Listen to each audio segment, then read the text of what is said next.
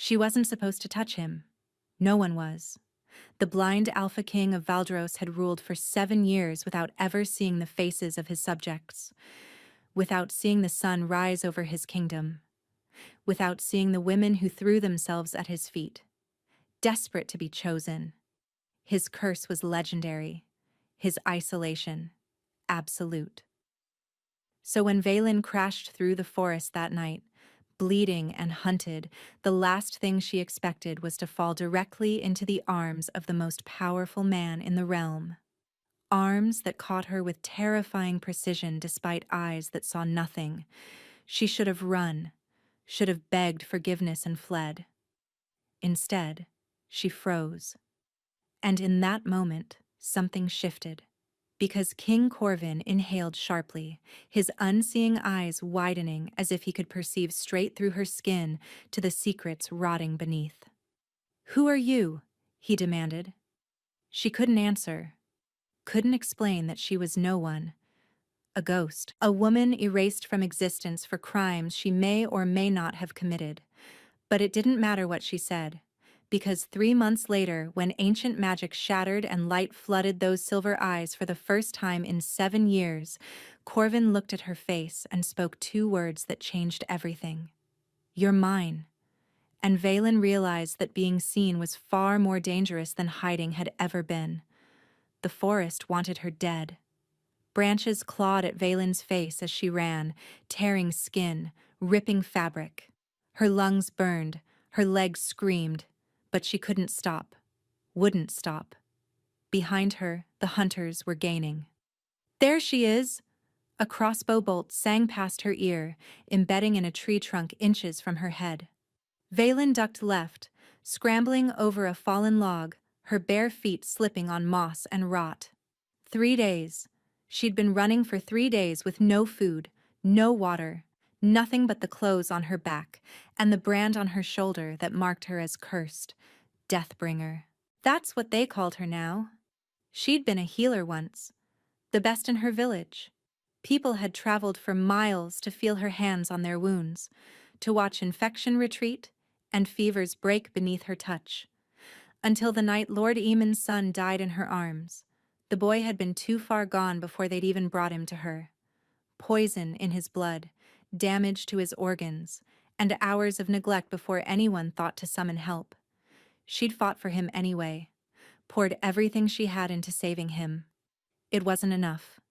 And when the child's heart stopped, when his father's screams had echoed through the healing hall, no one had cared about the truth.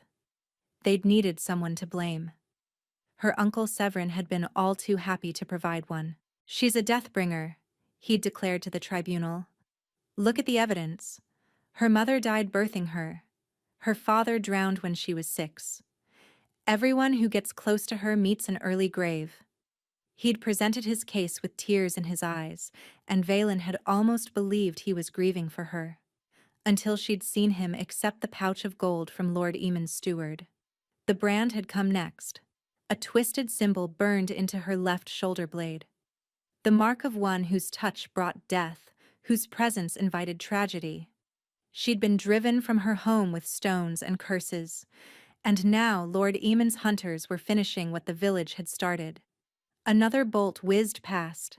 This one grazed her arm, slicing through fabric and flesh. Valen bit back a cry, clutching the wound as blood seeped between her fingers. "She's wounded! Move faster!" The trees were thinning ahead. Moonlight broke through the canopy, illuminating a clearing she couldn't afford to cross. Open ground meant death, but there was nowhere else to go. Valen burst from the tree line, legs pumping, chest heaving. The clearing stretched before her, silver grass swaying in the night wind. She made it halfway across before her foot caught a root. The ground rushed up to meet her. She threw out her hands, bracing for impact, for the bolts that would surely find her spine the moment she stopped moving. Instead, she collided with something solid, warm, alive. Arms wrapped around her, stopping her fall with impossible strength. She was pressed against a chest that felt like steel wrapped in silk, her face buried in fabric that smelled of winter pine and something darker. something ancient. Don't move. The voice was low, commanding. It resonated through her bones like a struck bell. Valen's breath caught. She looked up and found herself staring into eyes of liquid silver. Beautiful eyes. Empty eyes. Eyes that saw nothing. The man holding her was tall, towering over her by nearly a foot. His hair was black as a moonless night, falling past his shoulders in waves that seemed to absorb the light around them. His face was carved from angles and shadows, sharp cheekbones and a jaw that could cut glass. He was the most beautiful man she'd ever seen. And he was completely, utterly blind. "Your Majesty!"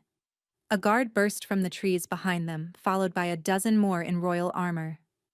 "Your Majesty, step away from her. She could be dangerous."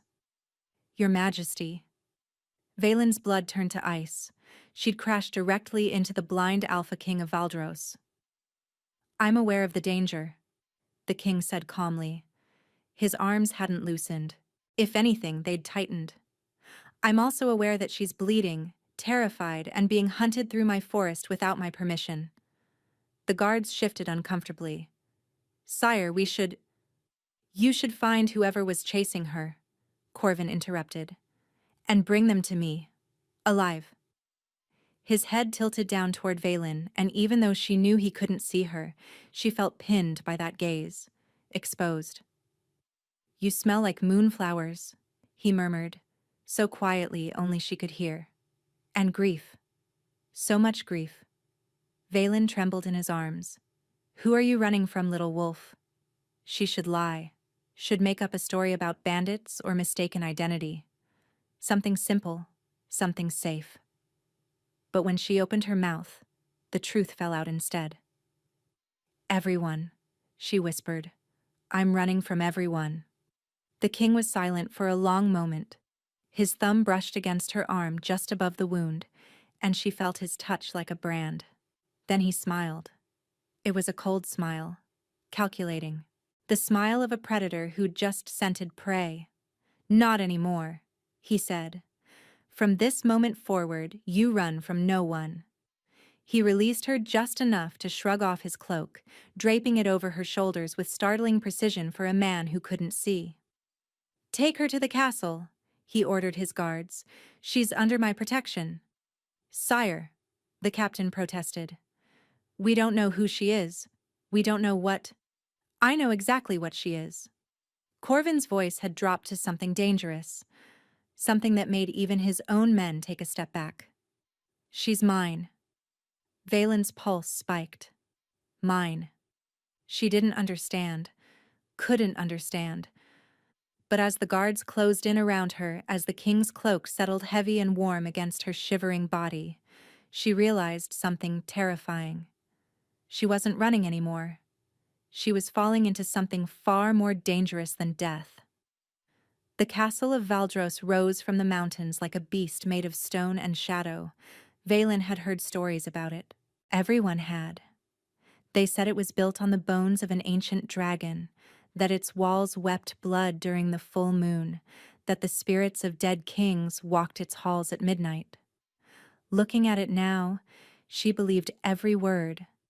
The guards escorted her through gates of black iron, across a courtyard lit by torches that seemed to burn an unnatural blue, and into a great hall that stole the breath from her lungs. Massive pillars stretched toward a ceiling lost in darkness. Tapestries depicting wolves and moons covered the walls, and at the far end, raised on a dais of obsidian, sat an empty throne. "Wait here," the captain commanded. "Don't move. Don't touch anything. Don't speak unless spoken to." Then they left her, alone. Valen stood in the center of that vast hall, the king's cloak still wrapped around her shoulders, and tried to remember how to breathe. What was she doing here? Why had he protected her? Kings didn't shelter vagrants and criminals. Kings didn't call strangers mine after 30 seconds of acquaintance. Unless he knew. The thought struck her like a physical blow. Unless he somehow knew what she was, what she could do. but that was impossible.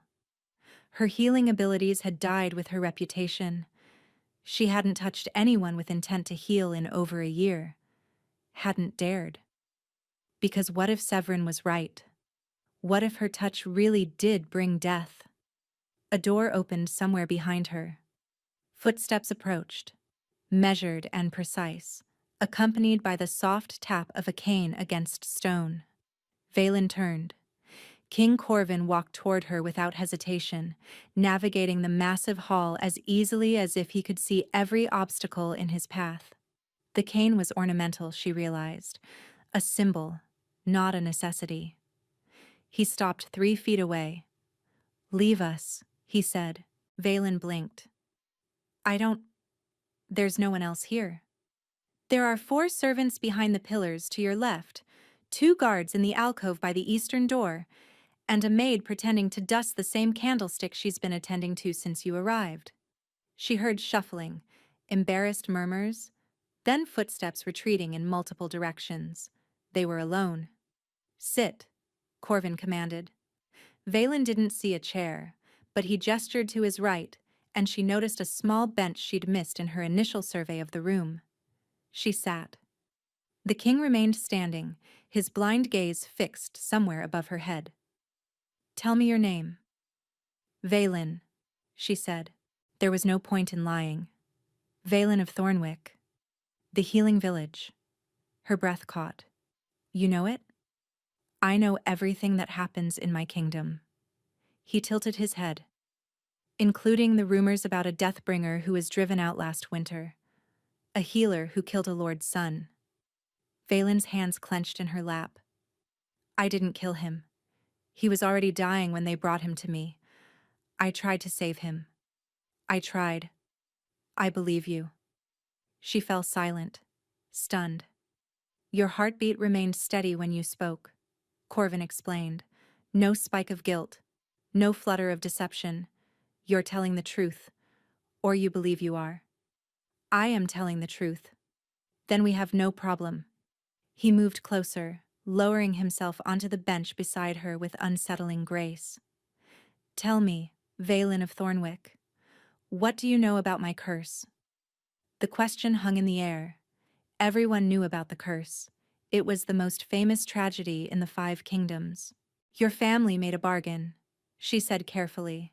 "Generations ago. Power in exchange for sacrifice.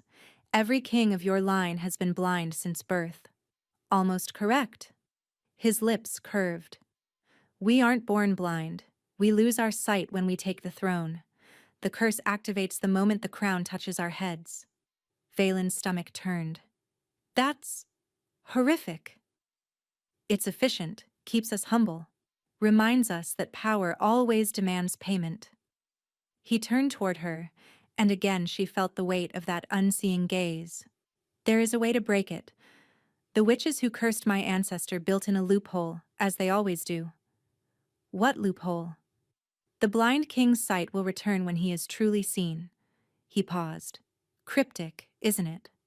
My advisors have spent decades trying to interpret it. They've paraded hundreds of women before me. Princesses, seers, empaths. None of them have made any difference." Valen frowned. "Then why? Why did you bring me here?" "I'm no one. I'm less than no one. I'm a branded criminal with nothing to offer." "You're a healer." "I was a healer. I don't do that anymore." "Because you're afraid." It wasn't a question. "Yes," she admitted. "I'm afraid." Corvin nodded slowly. "I have a proposition for you, Valen. A bargain of my own." She should refuse. Should run. But where would she go? Back to the forest? Back to Lord Eamon's hunters? "I'm listening," she said. "Stay here, in the castle, under my protection. No one will hurt you. No one will harm you. Your brand will be meaningless within these walls." "In exchange for what?" "Your presence." He smiled that cold, calculating smile. "You will attend me, read to me, walk with me, allow me to study you." "Study me?" "You're different." His brow furrowed slightly. I felt it the moment I touched you. Something in you calls to something in me. I want to understand why. Valen's pulse quickened. That's all? You just want me to exist near you? For now. The words should have been reassuring. They weren't. And if I refuse? Then you're free to leave. He gestured toward the door. I won't stop you. But I should mention that Lord Eamon's hunters are currently being held in my dungeons. They had quite a lot to say about the bounty on your head. Apparently, dead or alive, pays the same. Valen went cold. Stay here, Corvin continued. And you live. Walk out that door, and you'll be dead before dawn. The choice is yours. It wasn't really a choice at all. I'll stay, she whispered. Good. He rose from the bench, extending his hand. She stared at it for a moment, this king's hand reaching for a branded criminal before placing her fingers against his palm. His grip was warm, strong, his skin rough with calluses that spoke of sword training and hard work. Welcome to Valdros, he said. Try not to die. I have plans for you. She should have asked what plans, should have demanded answers. But before she could speak, a servant burst through the doors. Your Majesty, forgive the interruption, but there's been an incident. Corvin's expression flickered. What kind of incident? The South Tower, sire. Someone broke into the archives. They were searching for the records. The curse records. The king went very still. Did they find what they were looking for? We don't know, sire, but they left something behind. The servant stepped forward, holding out a piece of cloth. Even from across the room, Valen recognized it. The embroidery, the colors, the crest of a noble house she knew far too well. Lord Eamon's crest. Her hunters hadn't just been chasing her through the forest. They'd been searching for something else entirely. 3 days passed. 3 days of exploring a castle that seemed to change its layout depending on its mood. 3 days of meals delivered to her chambers by servants who bowed too deeply and fled too quickly.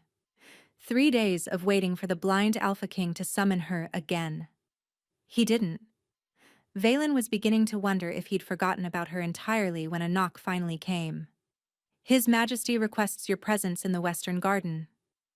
The servant who'd delivered the message was young, barely more than a girl, with wide brown eyes and nervous hands. Now? Valen asked. Immediately, my lady.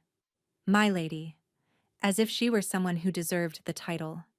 Valen followed the girl through corridors that twisted like snakes, past windows that overlooked drops of dizzying height, until they emerged into afternoon sunlight.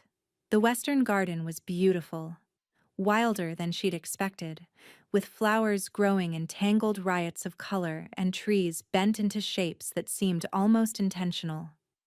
At its center stood a stone fountain, water cascading from the mouth of a carved wolf into a pool of crystalline blue.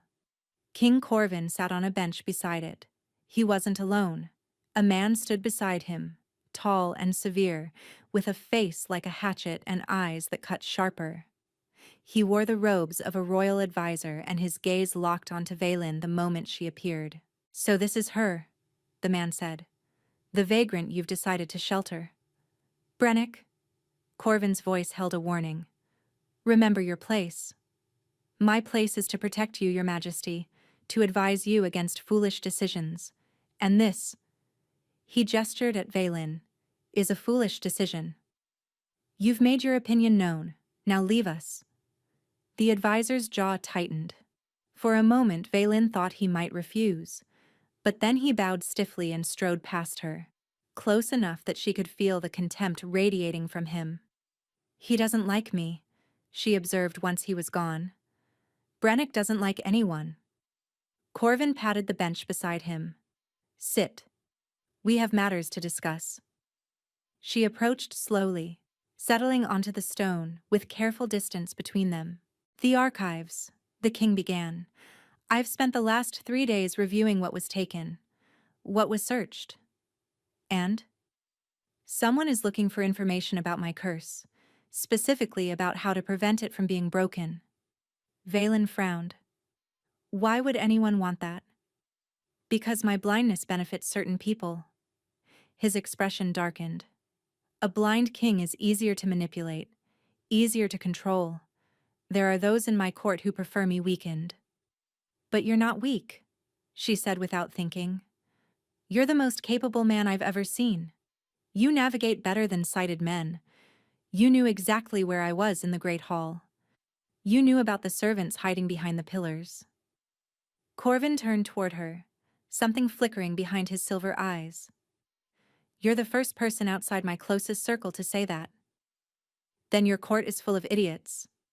A laugh burst from him. Genuine, surprised, transforming his face from cold marble to something almost warm. Perhaps they are. He leaned back against the bench. Tell me, Valen, what do you know about the bonding ceremony? The shift in topic caught her off guard.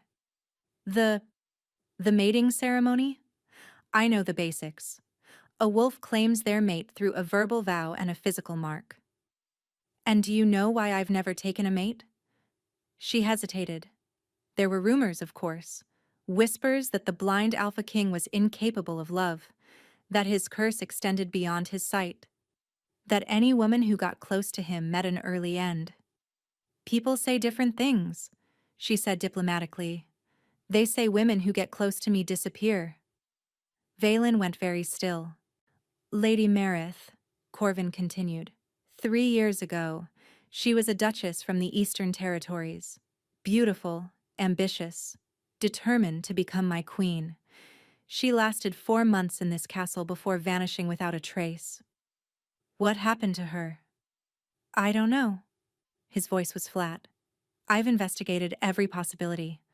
Foul play, suicide, voluntary disappearance. There's no evidence of any of it. She simply ceased to exist. And the others? What others? You mentioned Lady Meredith specifically. That implies there were more. Corvin was silent for a long moment. 3 women, he finally said. Over the past 7 years, all of them came to me willingly. All of them vanished without explanation. And all of them, he paused, were candidates to break my curse. Valen's blood ran cold. You brought me here to break your curse. I brought you here because something about you is different. I felt it in the forest. I feel it now. He reached toward her, his hand hovering in the air between them. May I? She didn't know what she was agreeing to, but she nodded, then remembered he couldn't see it. Yes. His fingers found her face with startling gentleness. They traced her cheekbone, the curve of her jaw, the shape of her lips, mapping her features in the way only a blind man could. You're not beautiful, he murmured, not in the way courtiers define it. Your face has too many angles, your lips are too full, there's a scar on your chin from something sharp. Thank you for that assessment, she said dryly. Another laugh, softer this time. I wasn't finished. You're not beautiful, but you're something else. Something more. There's a quality to you I can't name. A depth. When I touch you, I feel... He trailed off, frowning. What? I feel like I could see you, if I just tried hard enough. His hand dropped away. Valen found herself missing the contact immediately, which was terrifying for reasons she couldn't fully articulate. There's going to be a ceremony, Corvin said. Tomorrow evening, a formal presentation of you to my court. A presentation? You've been living in my castle for 3 days. People are talking. They need to know who you are, or they'll invent their own explanations. Trust me when I say their imaginations are worse than any truth.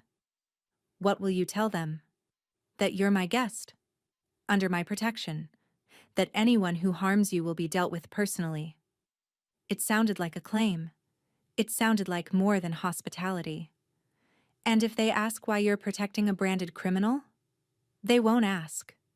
His smile returned, cold and sharp. They know better. Valen absorbed this, trying to process what her life had become. 3 days ago, she'd been running for her survival. Now she was about to be presented to a royal court by the most powerful man in the realm. "Your Majesty," she said carefully, "I need to know something. Before tomorrow. Before any of this goes further." "Ask." "The conspiracy you mentioned. The people who want to keep you blind." She forced herself to meet his unseeing gaze. "How deep does it go? Is it just Brennick and a few courtiers, or—" Corvin's expression hardened into something frightening. "It runs deeper than you can imagine, even my own blood." He paused, a muscle ticking in his jaw. "I have an uncle, Malachi, my father's younger brother. He was banished 15 years ago for attempting to seize the throne during my father's final illness." "Banished where?" "The Northern Wastes, supposedly, but there have been rumors for years that he didn't stay there, that he's been building something, an army, a network of loyalists." Corvin's hands clenched on his knees. "If he's behind the archive breach, if he's connected to the women who disappeared, then he's been planning this for a very long time." "Yes." The word came out heavy, exhausted. "And I'm running out of time to stop him." Before she could respond, a bell tolled in the distance. Once, twice, 3 times. Corvin's head snapped toward the sound. "What is it?" she asked. "The warning bell." His voice had gone flat. "Dangerous. Someone's breached the eastern wall." Guards were already running toward them, shouting orders, drawing weapons. "Take her to my private quarters," Corvin commanded. "Lock the door. Don't let anyone in." "Your Majesty, now." A guard grabbed Valen's arm, pulling her away. She looked back to see Corvin striding toward the chaos, his blindness seemingly forgotten, his presence alone enough to make armed men clear a path. And then she saw something else. A figure on the wall, just for a moment. A silhouette against the dying sun, watching, waiting. And wearing a cloak she recognized with sickening certainty. Her uncle Severin had found her. The king's private quarters were nothing like Valen had expected. She'd imagined cold grandeur, marble floors and golden fixtures, and the sterile perfection of a man who couldn't see his own surroundings.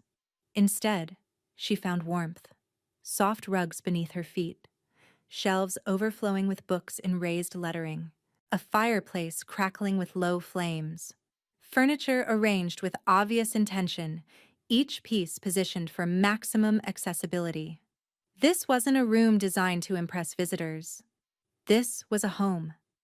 The guard who'd escorted her locked the door from outside, leaving Valen alone with her racing thoughts. Severin, her uncle, was here. In this castle. On those walls. How? The question burned through her mind. How had he found her so quickly? How had he breached the defenses of the most protected fortress in the 5 Kingdoms? Unless he hadn't breached them at all. Unless someone had let him in. Valen paced the length of the room, her bare feet silent on the thick carpet. The king's scent surrounded her. Pine and shadow and something underneath that made her wolf stir restlessly. She shouldn't be here, shouldn't be dragging her troubles into this man's life when he clearly had enough of his own. But where else could she go? An hour passed. Then 2. The fire burned low. Valen added logs from the stack beside the hearth, watching sparks spiral upward into the flue. She was examining a shelf of strange artifacts, a crystal orb, a silver dagger, a lock of hair preserved in glass, when the door finally opened. Corvin entered alone. His clothes were different. The formal jacket was gone, replaced by a simple white shirt stained with something dark at the collar. Blood, she realized. Not his own, judging by how freely he moved. "You're safe," he said. "What happened?" "A distraction." He crossed to a cabinet, pouring amber liquid into a glass by touch alone. "The breach was staged. By the time my guards reached the eastern wall, whoever triggered the alarm had vanished." "I saw someone." The words tumbled out before she could stop them. On the wall, just for a moment. Corvin went still. Did you recognize them? Valen hesitated. She should tell him, should confess that her own uncle, the man who'd destroyed her life, was somehow involved in whatever conspiracy surrounded this castle. But if she told him, he'd want to know everything. The whole ugly truth about what Severin had done, what she was accused of, what she might actually be capable of. And then he'd look at her differently, even without being able to see. No, she lied. It was too far away. Corvin took a long drink, his throat working. Then he set the glass down with careful precision. You're lying. Her breath caught. Your pulse jumped when you spoke. Your breathing changed. He turned toward her, and even across the room, she felt pinned by that blind gaze. I don't know what you're hiding, Valen, but I will find out. I always do. It's not... She swallowed. It's not relevant to what happened tonight. Everything is relevant until I decide otherwise. He moved toward her. Not threatening, exactly, but purposeful. Each step deliberate, each breath controlled. Valen held her ground. You're afraid of me, he observed, stopping just out of arm's reach. I'm afraid of everything lately. But specifically me. Right now. Why? Because you see too much. Because you make me feel things I buried a long time ago. Because I'm starting to want something I can never have. Because I don't understand you, she said instead. You could have any woman in the realm. You could have someone beautiful, powerful, and connected. Someone who could help your kingdom, strengthen your alliances, give you heirs with prestigious bloodlines.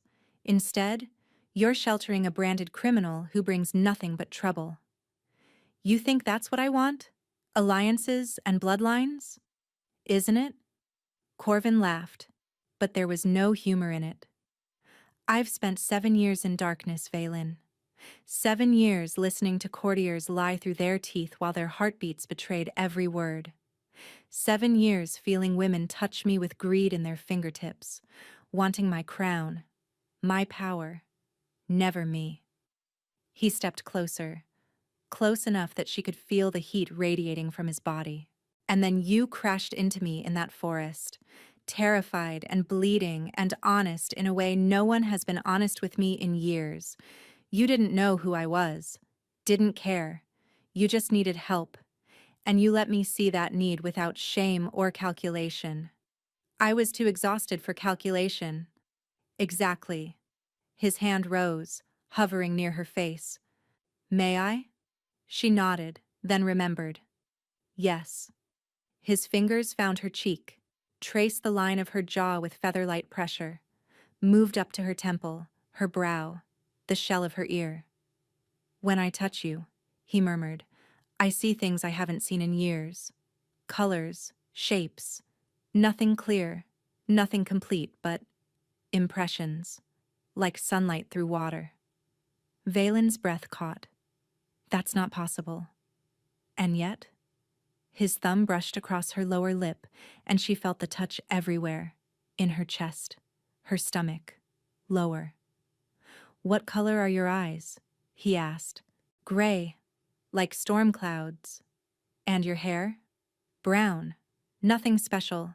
Falls past my shoulders when I don't tie it back. You're wrong.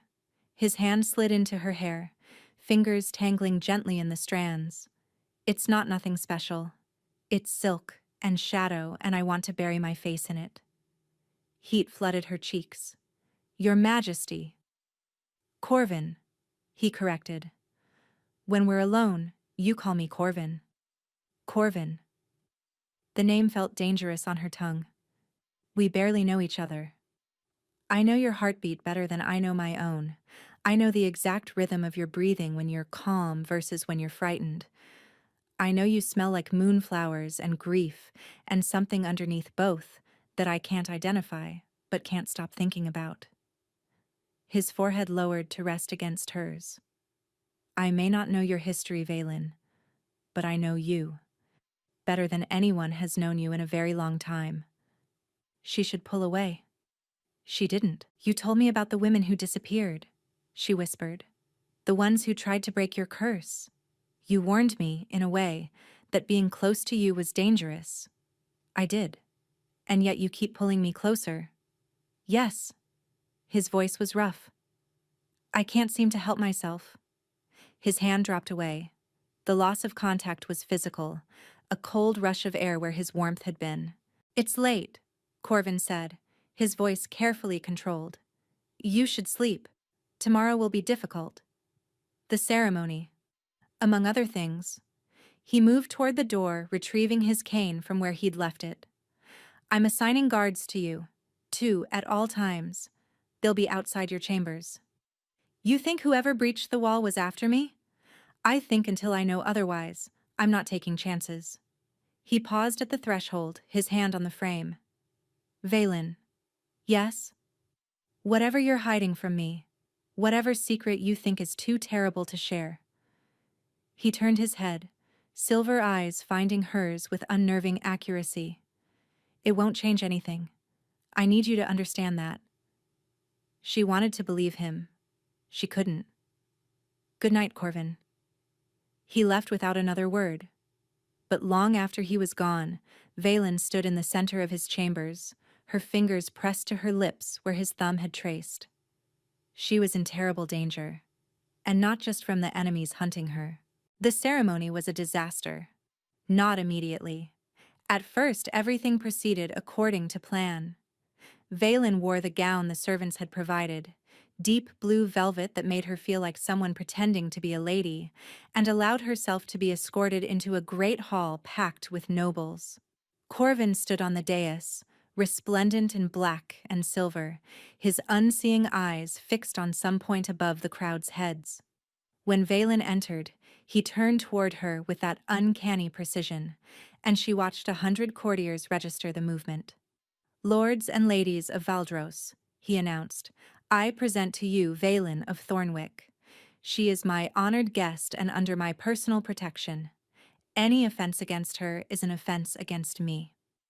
Whispers erupted like wildfire. Valen kept her chin high as she walked the endless path to the dais.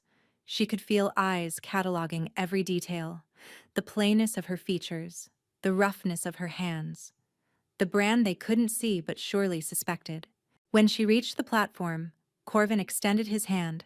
She took it, and for one perfect moment as his fingers closed around hers, everything was manageable.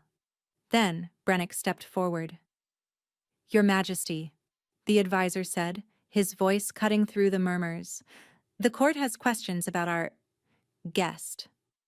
Corvin's expression didn't change. The court's questions can wait. I'm afraid they cannot. Brennick produced a scroll from his robes with theatrical flourish. We've received a formal petition, signed by 47 noble houses. They demand to know the nature of Miss Valen's presence here. The hall went deathly quiet. They demand? Corvin's voice dropped to something dangerous. Since when does my court demand anything of me? Since your Majesty began harboring a branded criminal. Brennick's eyes flickered to Valen, triumph barely concealed. Oh yes, we know what she is. The mark of the Deathbringer. Burned into her flesh by legal tribunal. She stands before this court convicted of murder. Gasps rippled through the crowd.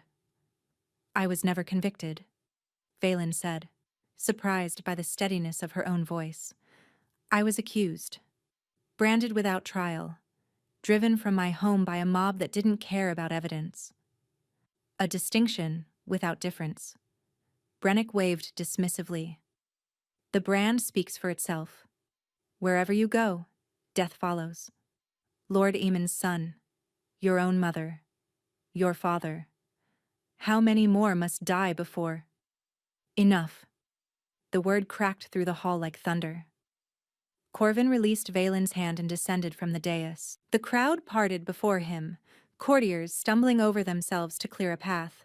He stopped directly in front of Brennick. You seem to have forgotten your place, the king said softly. Allow me to remind you. Your Majesty, you only sought to humiliate a woman under my protection. In my hall. Before my court. Corvin smiled, and there was nothing warm in it. Tell me, Brennick, who provided you with this information about Miss Valen's past? The advisor's face paled. Various sources. Rumors.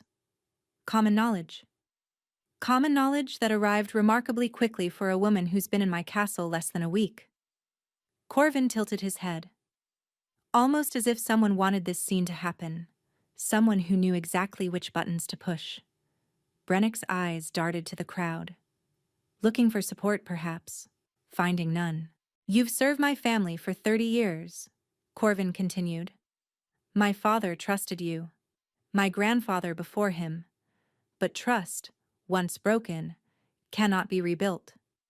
He gestured to the guards flanking the hall. Escort Lord Brennick to his chambers. He's confined there until further notice. You can't. I just did. The guards moved forward. Brennick struggled, protesting, but they dragged him away with efficient brutality. When the doors closed behind him, Corvin turned to face the assembled nobles. Does anyone else wish to question my judgment? Silence. Then let me be clear. His voice carried to every corner of the hall. Valen of Thornwick is innocent of the crimes she was accused of. I have investigated the matter personally. The brand she carries was applied unjustly, by people who had much to gain from her destruction.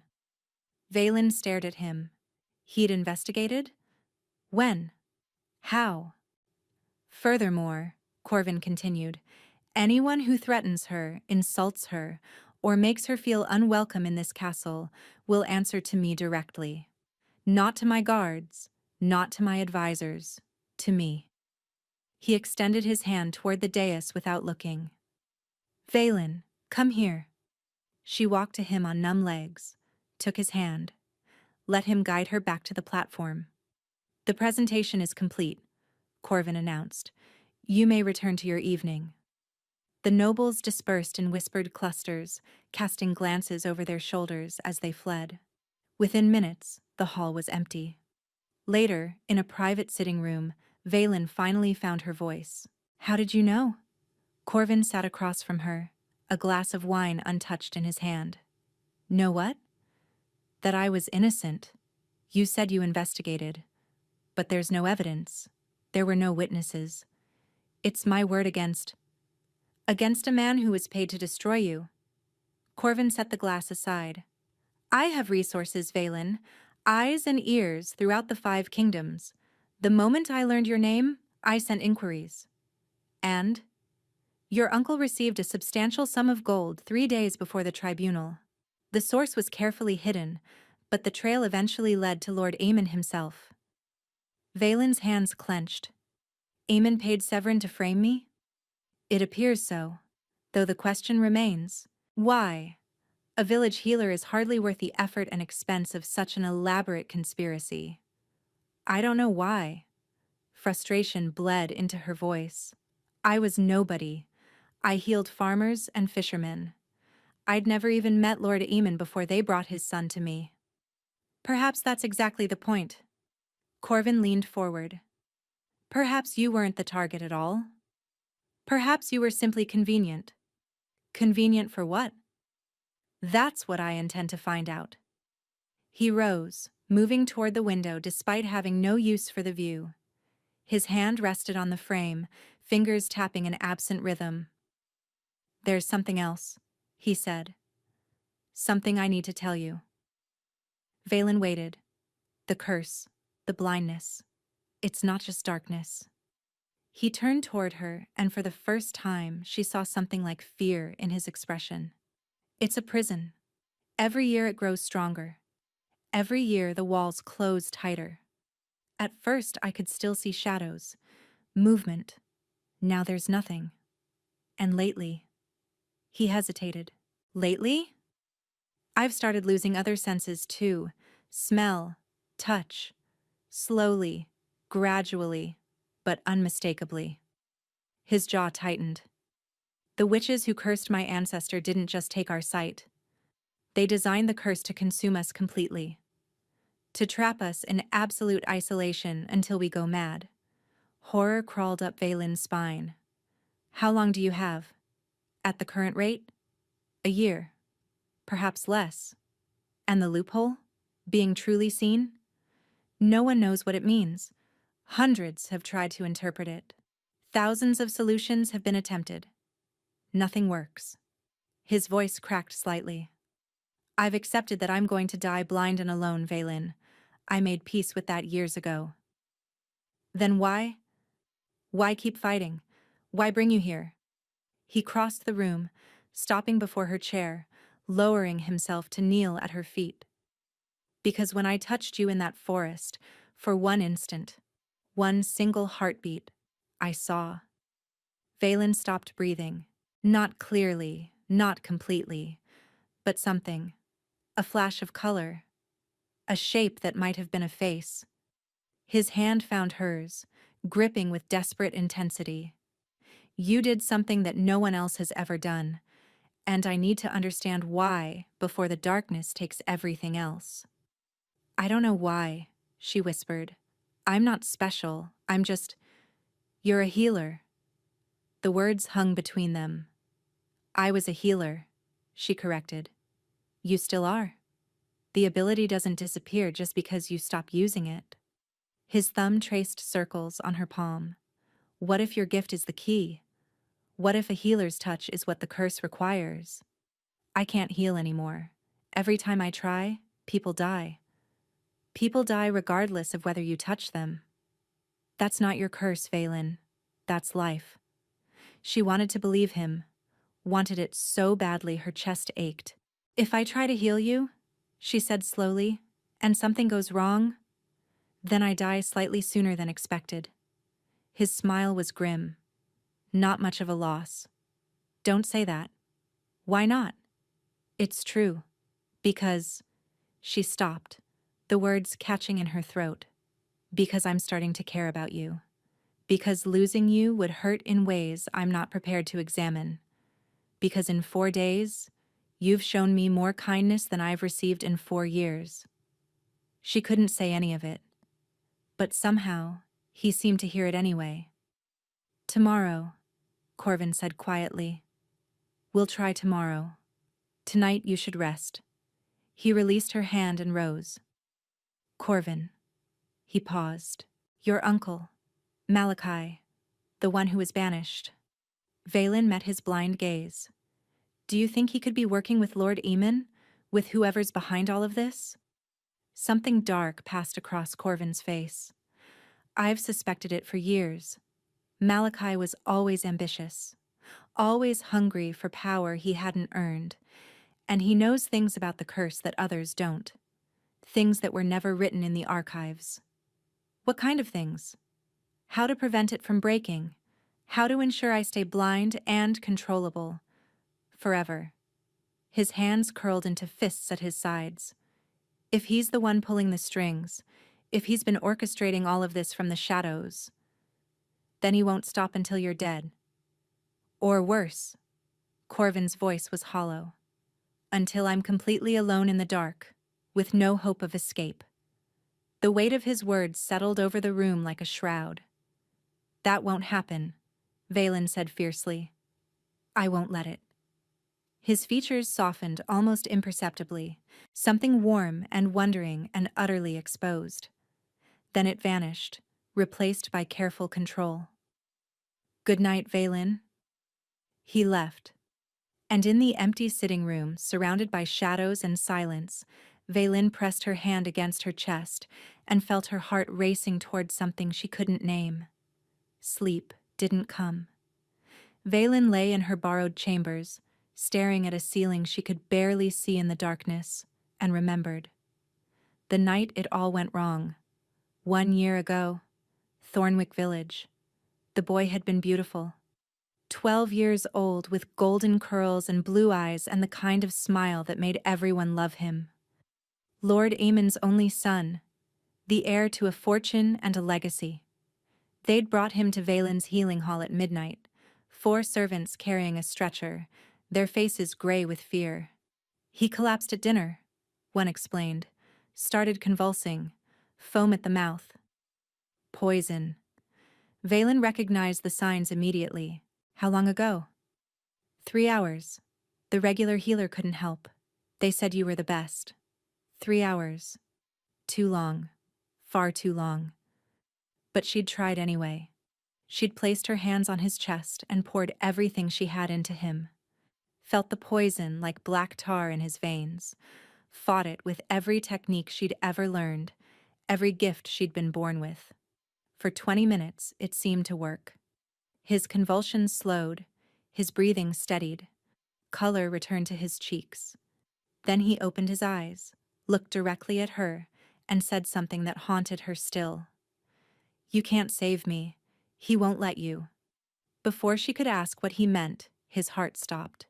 She'd tried to restart it, tried until her own hands were bleeding from the effort, until guards had to physically pull her away from the body. It wasn't enough. It was never enough. And when Lord Aemon arrived, when he saw his son lying still and pale on her table, he hadn't screamed or cried. He'd smiled. Just for a moment. Just long enough for Valen to see. Then his face had transformed into anguish, and he'd pointed at her with a shaking finger. "She killed him. The Deathbringer killed my boy. Present day."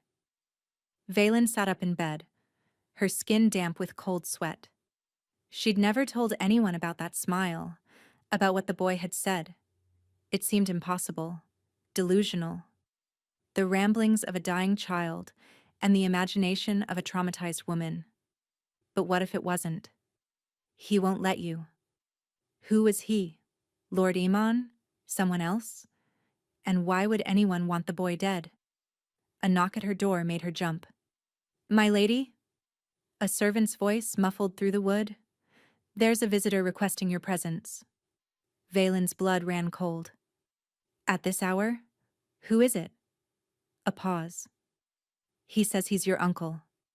She should have refused, should have barricaded the door and waited for dawn. Instead, Valen found herself walking through silent corridors toward a small receiving room near the servants' quarters. The guards Corvin had assigned flanked her on either side, hands on their weapons. Severin stood by the fireplace. He looked older than she remembered, grayer, thinner. But his eyes were the same, calculating and cold, always measuring, always assessing. "Niece." He smiled as she entered. "You're looking well. Captivity agrees with you." "I'm not a captive." "No? Then what would you call it? Living in a king's castle, wearing a king's clothes, enjoying a king's protection?" His smile widened.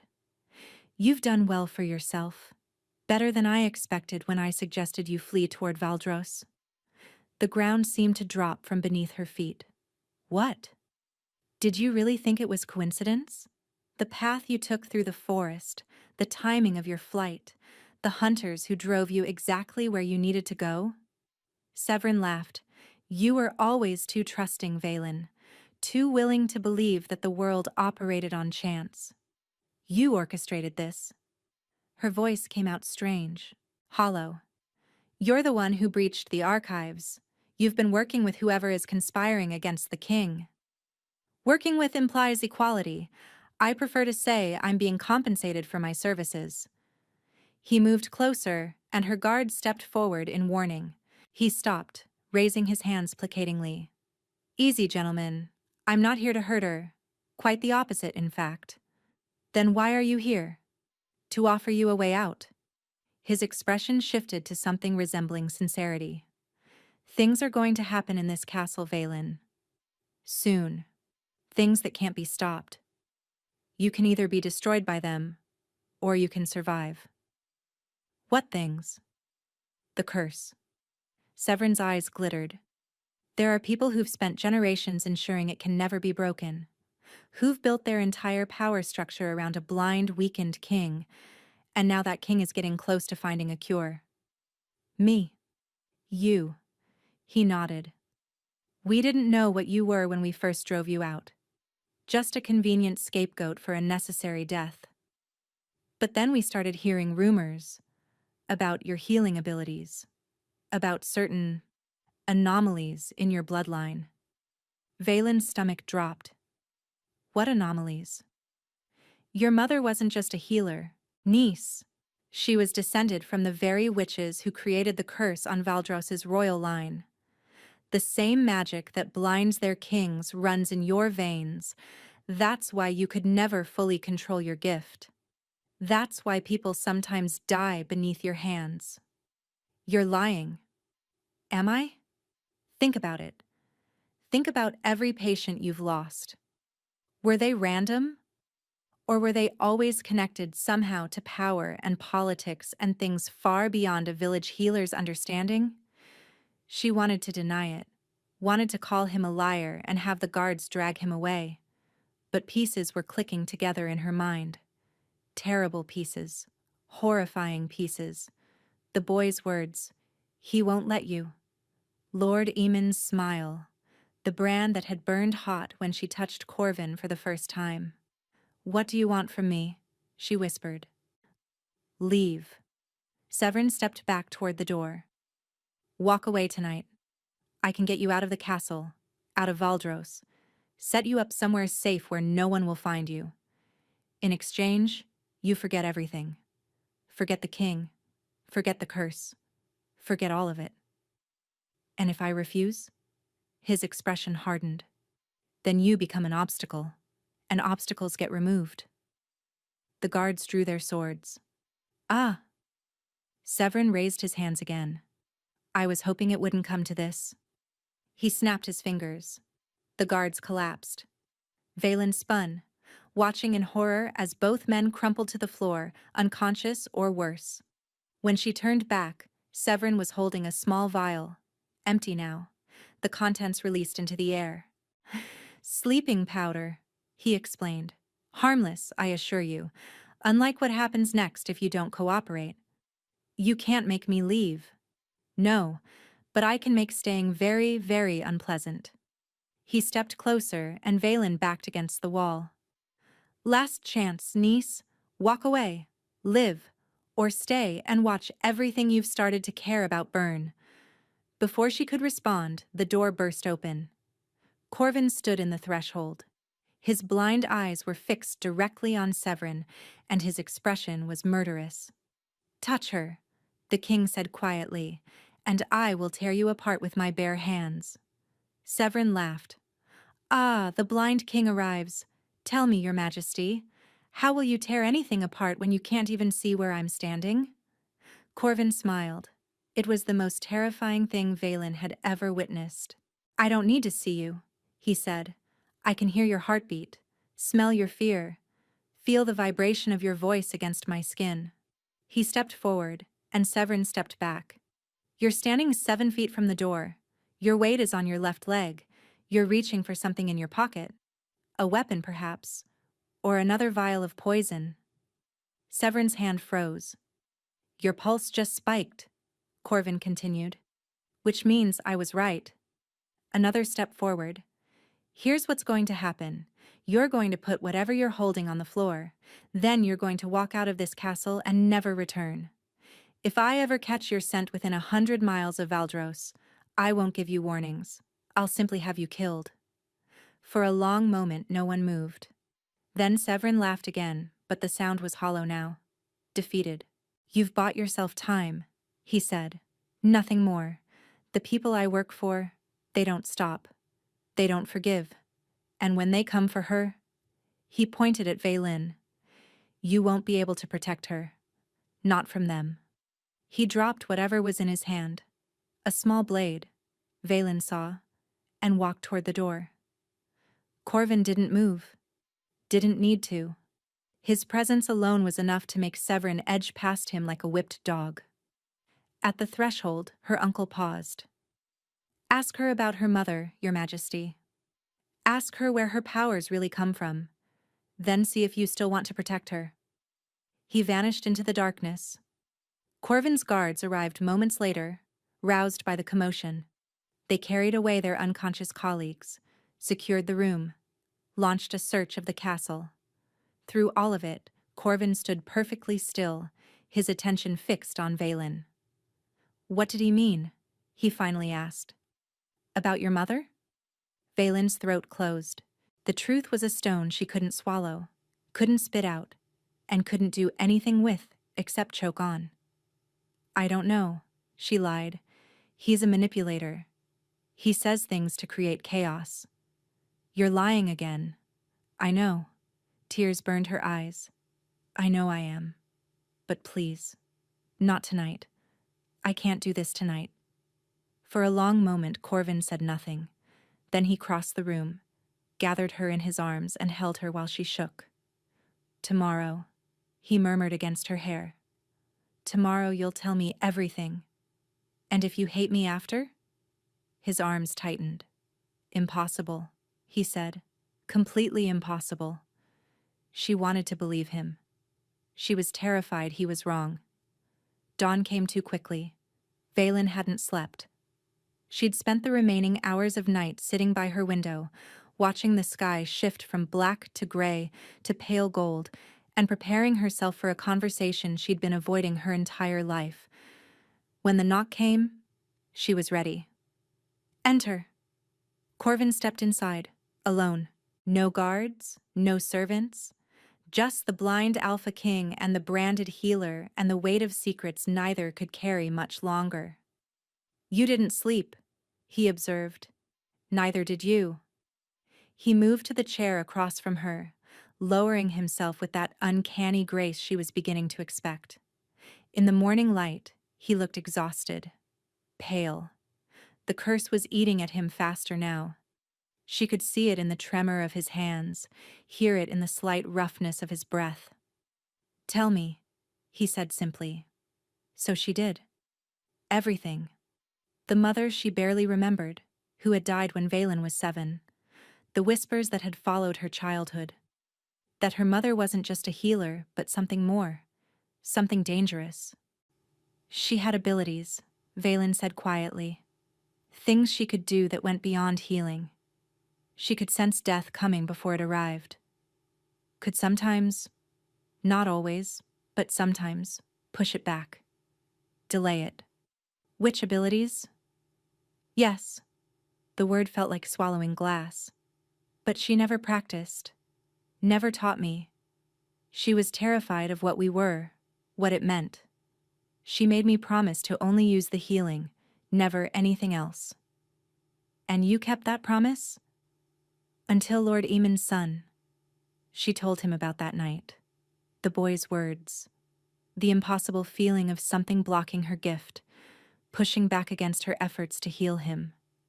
The certainty, which she'd buried for a year, that she hadn't failed. She'd been stopped. "Someone wanted him dead," Corvin said slowly, "and they used your hands to do it." "I don't know how. I don't understand any of it." Valen's voice cracked.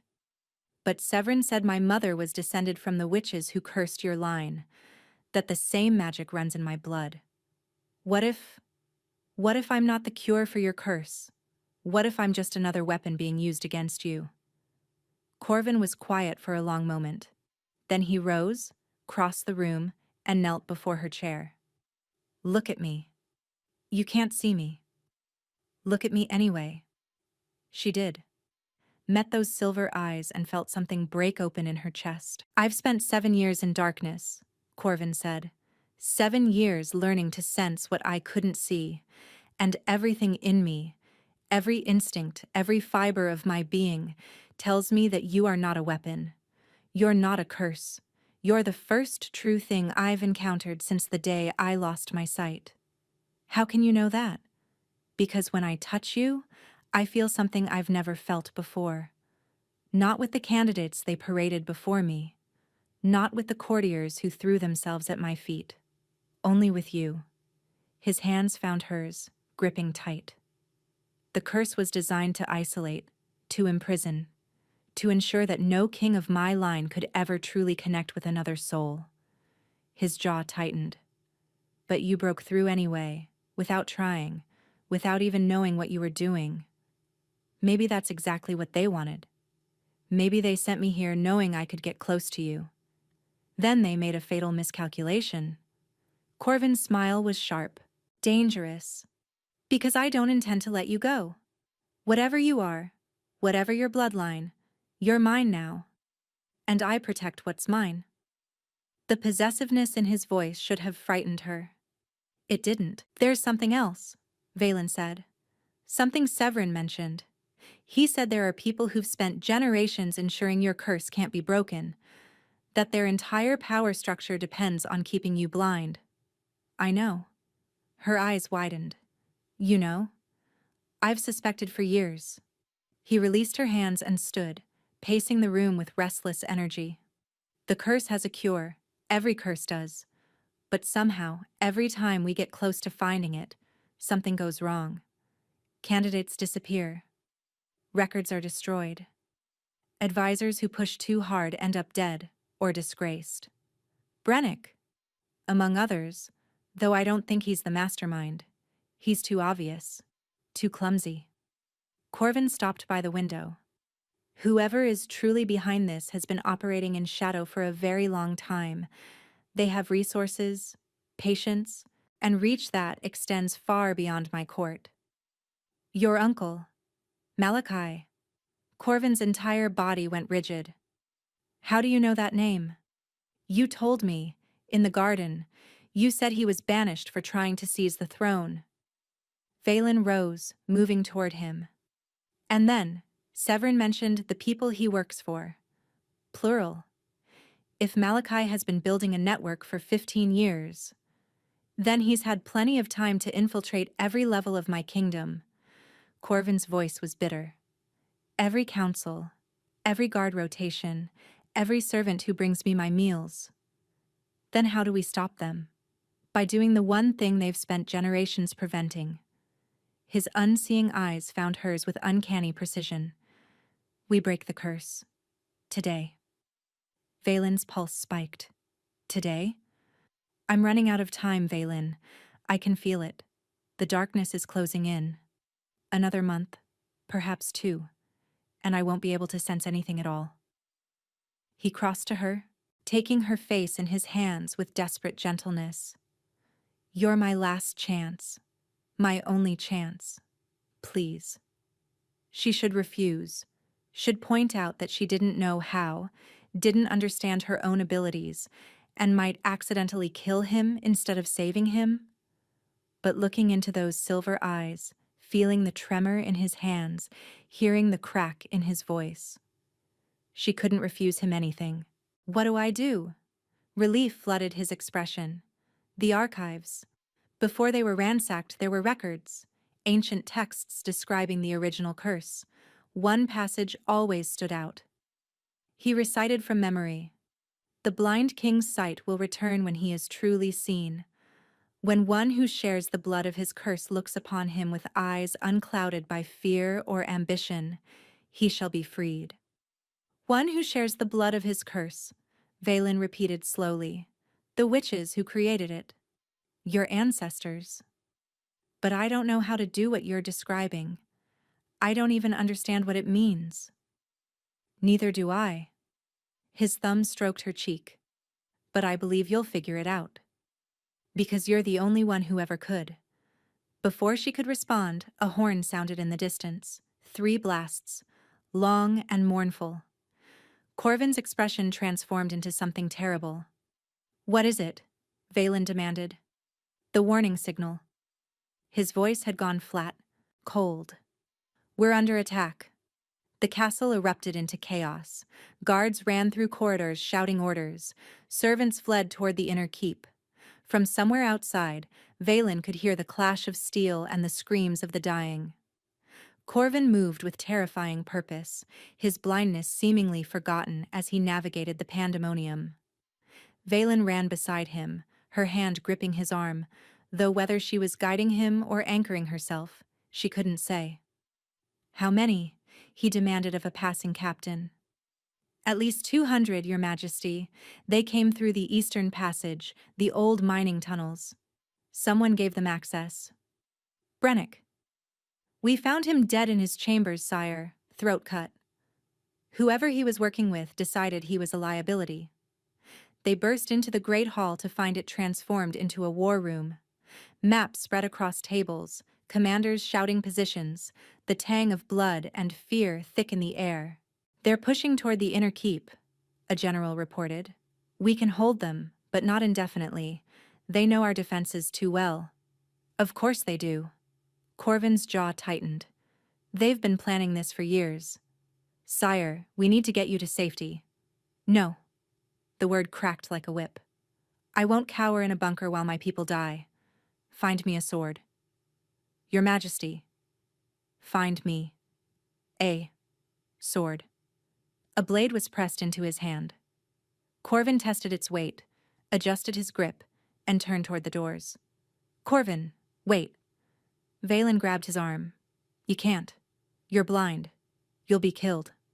"Then I'll die fighting." His free hand cupped her face. "But I won't die hiding. Not again. Never again. Let me help. My abilities, if I could figure out how to use them. Not like this. Not in battle." He pressed his forehead to hers. "Stay here. Stay safe. Whatever happens, whatever you hear, don't come looking for me. I can't just—" He kissed her. Hard. Desperate. A claiming and a farewell wrapped into one searing moment. When he pulled back, his eyes were wet. "I should have told you," he breathed. "I should have said it days ago. I love you, Valen. Whatever happens next, know that." Then he was gone, striding toward the chaos with a blind man's certainty and a king's courage. Valen stood frozen, his words echoing in her skull. "I love you." She should stay, should obey, should huddle in safety while others fought and died for a kingdom that wasn't hers. But she wasn't that woman anymore. She hadn't been that woman since the night she'd fallen into a blind king's arms and found something worth fighting for. She found him in the eastern courtyard. The battle had spilled across the castle grounds like a wound torn open. Bodies lay everywhere, attackers in black armor, defenders in royal silver. And in the center of it all, surrounded by a ring of corpses, stood Corvin. He fought like nothing she'd ever witnessed. His sword moved in perfect arcs, guided not by sight but by sound and scent, and the subtle vibrations of the earth beneath his feet. Attackers came at him from every angle. He cut them down like wheat before a scythe. But he was tiring. She could see it in the droop of his shoulders, the growing sluggishness of his movements. Blood ran from a wound on his arm, another on his thigh. And the enemy kept coming. 3 men charged him at once. Corvin took down 2, but the third slipped past his guard, blade raised for a killing stroke. Valen didn't think.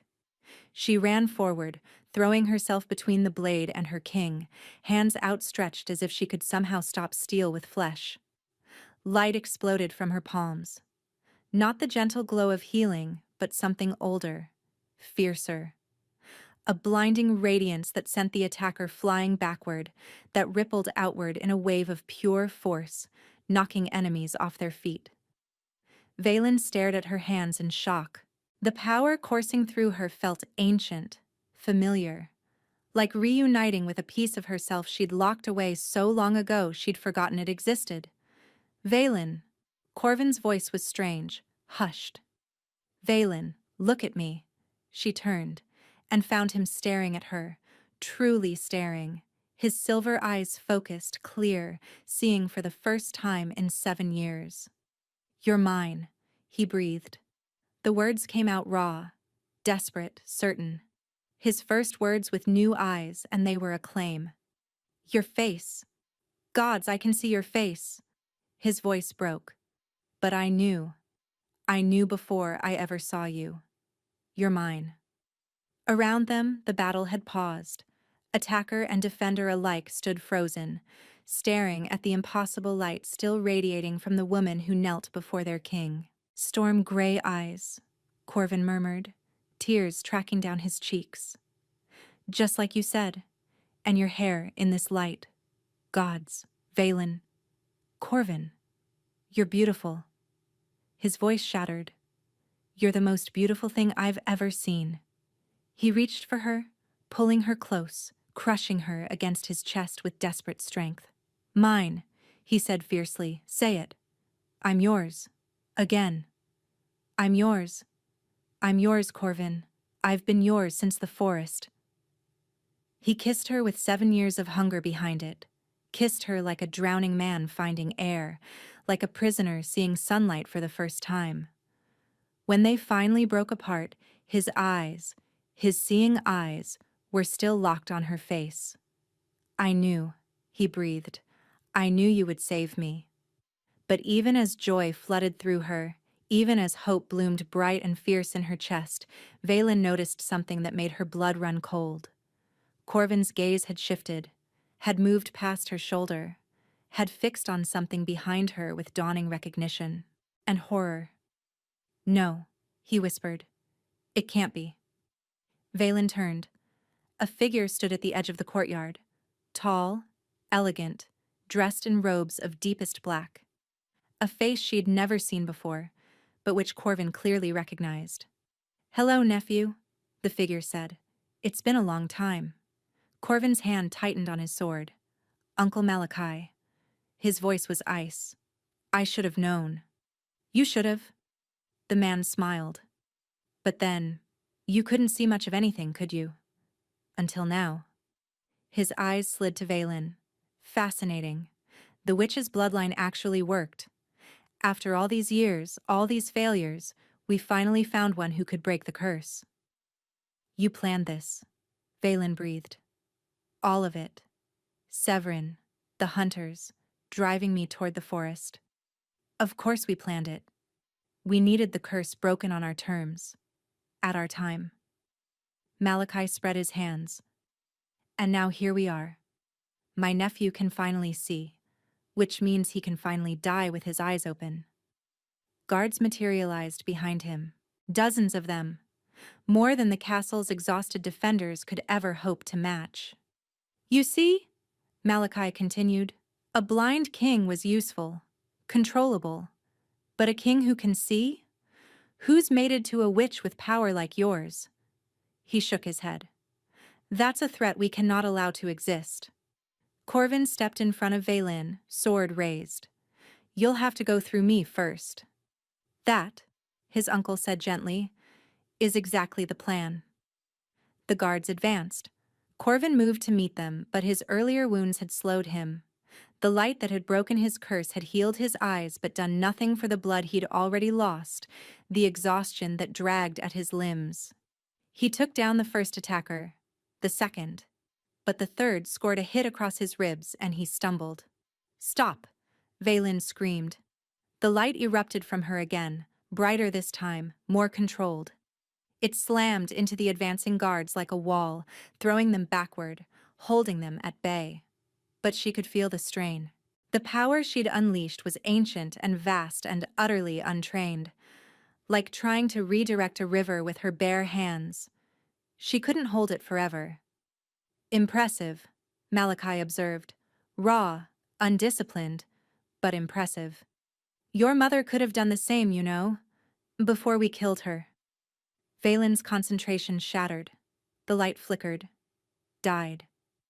What did you say? Oh, didn't you know?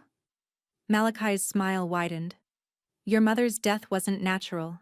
We couldn't allow someone of her bloodline to live. She was too dangerous. Too close to the truth. You murdered her. We arranged for her to have a sudden illness. Very tragic. Everyone mourned. He shrugged. We planned to do the same to you eventually.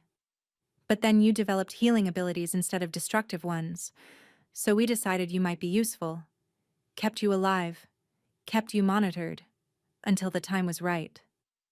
Rage, unlike anything Valen had ever felt, surged through her veins. The light returned. Not white this time, but golden. Burning. The light of a sun compressed into human form. You killed my mother, she said, and her voice resonated with power that made the stones tremble. You destroyed my life, branded me, hunted me, used me as a pawn in your games. Valen, Corvin warned. No. She stepped forward, and the golden light moved with her, expanding, intensifying. No more running, no more hiding, no more fear. She raised her hands toward Malachi. I am the daughter of witches, she declared. The blood of curse makers runs in my veins, and I will not be used again. The power exploded from her in a torrent of blazing light. Malachi threw up his hands, conjuring a shield of dark energy. The two forces met with a thunderclap that shattered windows and cracked stone. Shh, foolish girl, he snarled. Do you think you can match me? I've been studying magic for 50 years. You discovered yours 5 minutes ago. I don't need to match you. Valen pushed harder, feeding the light with everything she had. Every memory of pain, every moment of despair, every ounce of rage she'd buried for years. And something else. Love. For the mother she'd lost. For the life she'd been denied. For the blind king who'd seen her when no one else would, who'd offered her protection and safety and something she'd never dared hope for. The golden light intensified. Malachi's shield began to crack. This is impossible, he gasped. You're untrained, unpracticed. You can't. I can, Valen said, because I'm not fighting alone. She felt Corvin's hand on her shoulder, felt his strength flowing into her, his belief, his love. The mate bond they'd been building for days finally snapped into place, complete and unbreakable. And with it came power she'd never imagined. The light became blinding, overwhelming. A sun born in the center of the courtyard, burning away darkness and shadow and everything that lurked within them. Malachi screamed, his shield shattered. The light consumed him, stripping away years of accumulated dark magic, leaving behind nothing but an old man on his knees. The guards who'd followed him collapsed, their enchanted loyalty broken along with their master's power. Silence fell. Valen swayed, exhausted beyond measure, and Corvin caught her before she could fall. I've got you, he murmured. I've got you. She looked up into his eyes, his seeing eyes, silver as winter storms, and felt tears streaming down her face. Is it over? He looked toward where Malachi knelt, broken and powerless, surrounded by royal guards who'd finally arrived to reinforce their king. Yes, he said softly. It's over. 3 months later, spring had come to Valdros. Valen stood in the western garden, watching flowers bloom where winter had held sway for so long. The castle had been rebuilt, the damage from the attack erased, but some changes remained. Better changes. The ban on witch magic had been lifted. An academy had been established to train those with abilities, to ensure no child would ever grow up fearing their own power as Valen had. Malachi awaited trial, his network of conspirators dismantled, their plots exposed. Lord Eamon had been arrested, his involvement in the boy's murder finally proven. The death hadn't been Valen's fault after all. The child had been poisoned long before he'd reached her healing hall, a sacrifice in his father's bid for power. And Severin? Her uncle had vanished the night of the attack. Some said he'd fled the kingdom. Others whispered darker fates. Valen didn't care either way. He'd lost all power over her the moment she'd stopped running. You're thinking too hard. Arms wrapped around her from behind, pulling her against a broad chest she'd come to know better than her own heartbeat. I'm remembering, she corrected. There's a difference. Corvin pressed a kiss to her temple. Good memories or bad? Both. Mostly good. She turned in his arms, looking up into eyes that still made her breath catch. He'd seen sunsets now, and moonrises, and the faces of his people. But he told her constantly that no sight compared to looking at her. The council meeting ran long, he said apologetically. Trade agreements, incredibly boring. You love it. I love being able to read the documents myself. He grinned, and even after 3 months, the expression transformed his face from cold marble to something warm and alive. Though I may have skipped the last hour to come find you. Irresponsible. Completely. He kissed her nose. The delegation can wait. My mate cannot. My mate. They'd completed the bonding ceremony a week after the battle. A small affair. Intimate. Nothing like the grand spectacle the court had expected. Valen had worn a simple dress. Corvin had wept when he saw her in it. The marking had come later, in private. His teeth at her throat, her teeth at his. A claim written in flesh that the whole kingdom could see. I have news, Corvin said now, something shifting in his expression, something nervous and hopeful, and barely contained. What news? The healers confirmed it this morning, while you were training. He paused, taking a breath. I've suspected for weeks, but I wanted to be certain before telling you. Valen's heart stuttered. Confirmed what? He placed his hand on her stomach, gentle, reverent. We're going to have a child. The world went still. You're certain? Completely certain.